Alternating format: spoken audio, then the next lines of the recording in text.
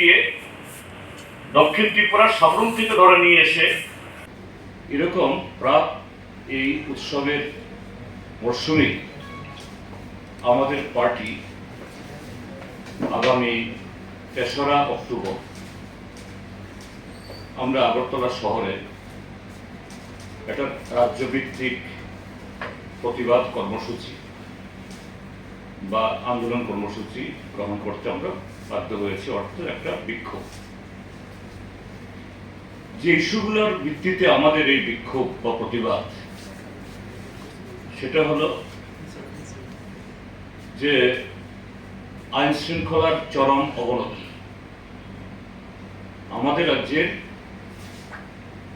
জনসংখ্যার কোনো একটা অংশ এই আইন শৃঙ্খলার অবনতি, তার যে কুপ্রভাব থেকে বা তার আঘাত থেকে সুরক্ষিত না।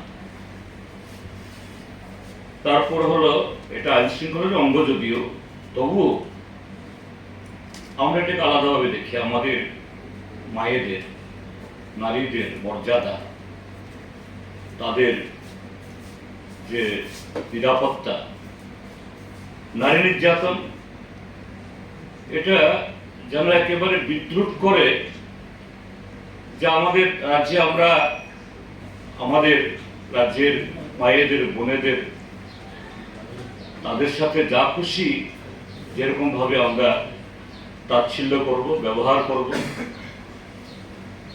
এতে আমাদের বলার কি? যেন এরকম একটা পরিবেশ তৈরি হয়েছে ত্রিপুরা রাজ্যের মধ্যে। তৃতীয় হল এই যে গেল মাস একটা বন্যা হলো, আমরা সারা ত্রিপুরা রাজ্যের মানুষ এই বিপর্যয়ের সময়তে রাজনীতির রং আমরা দেখিনি। আমরা অন্য কোনো ধরনের এই ক্ষেত্রেতে যে বিপন্ন মানুষের পাশে দাঁড়ানোর ক্ষেত্রেতে সেখানে আলাদা সুরে কথা বলিনি, বরঞ্চ আকবারই শাসক দল, সব দলেরই তার দায়িত্ব ঠিকই আছে, সব নাগরিক দায়িত্ব ঠিকই আছে, কিন্তু তারপরও শাসক দলের দায়িত্ব যে জায়গাতে সর্বাগ্রে সমস্ত ক্ষেত্রেতে আগ বাড়িয়ে দায়িত্ব গ্রহণ করা দরকার,